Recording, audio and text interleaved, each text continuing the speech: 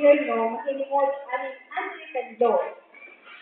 Tingali din yung mga katalagpan ato na siya makalitin kita sa atong gobyerno. So, dagko ang buting kayo nun sa Anglican law. Dagko kaayo. Tumanginaon po nga, maabot mo sa inyong mga lugar na inyong hisbutan ka na ang mga karaan ang mga tulungan nyo. Kaya gabi na naman tayo kamay ng kwan. So, pamatayan na ako, isip kabalo mo yung bid. Parihaan eh. Isa pa yung kabalo, mabuhat ang anin.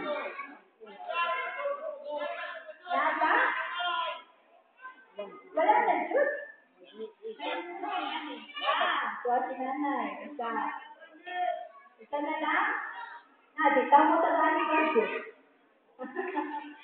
So, ako po, nasa National Commission for Culture and the Arts. So, na-artistahan ko po. So, itanaw na ako, posibleng matagaan na diri o project in terms of performing arts. Yung dasang konti na lang may alam tatay, no?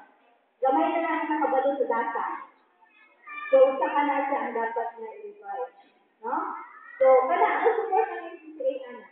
Ikaw ang mong master nila. Tayo. Magsuso ka na sa sunod sa mga bataan.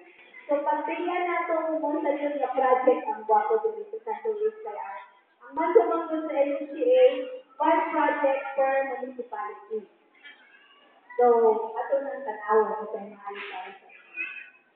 So, kining atong gobernador, wala din sila na gobernador because of politics.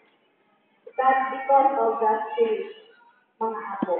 O kung nagpirma ni God, atong symbol, atong logo,